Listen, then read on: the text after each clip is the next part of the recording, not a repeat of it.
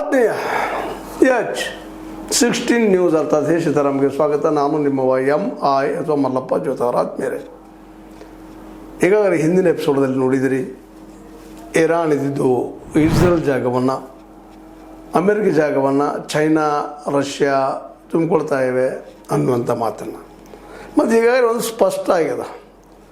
ಇವತ್ತು ಅಮೆರಿಕ ಎಷ್ಟೊಂದು ರಿಚ್ ಆಗೋದು ಕಾರಣ, ಶ್ರೀಮಂತ ಆಗೋದು ಕಾರಣ, ಶಸ್ತ್ರಾಸ್ತ್ರಗಳನ್ನು ತಯಾರು ಮಾಡಿ ಮಾರುವಂಥದ್ದು, ಅದರ ವಿಜ್ಞಾನ, ಅದರ ಜೊತೆಗೆ ಜಾಣ್ಮೆ, ಬುದ್ಧಿವಂತಿಕೆ, ವ್ಯಾಪಾರೀಕರಣ ಮಾಡಿಕೊಳ್ಳುವಂಥ ಬುದ್ಧಿ.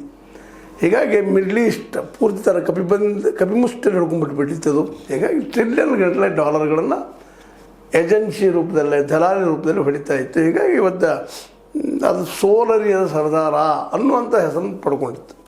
ಆದರೆ ಫಸ್ಟ್ ಟೈಮ್ ಈಗಾಗಲೇ ಆಗಿದೆ, ಇಲ್ಲಂತಲ್ಲ. ಈ ಹಿಂದೂ ವಿಯೆಟ್ನಾಂದಲ್ಲಿ ಸೋತು ಬಂದದ ಅಮೆರಿಕ, ಜೊತೆಗೆ ಮೊನ್ನೆ ನಡೆದಂಥ ಒಂದು ಇರಾಕ್ ಜೊತೆಯಲ್ಲೂ ಸಹಿತ ಒದ್ದಾಡಿದ ಗೆಲ್ಲುವಲ್ಲೇ.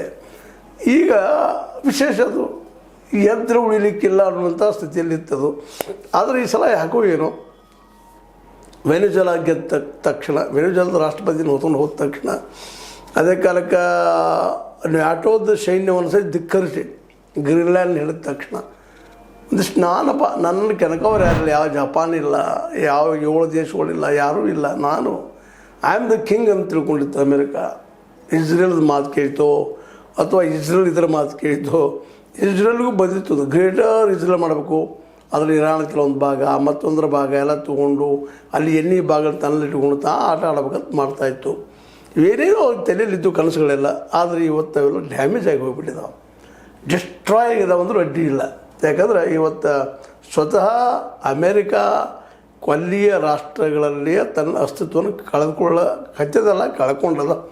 ಇರಾನ್ ಅದು ಸ್ಪಷ್ಟ ಹೇಳಿಬಿಟ್ಟದ.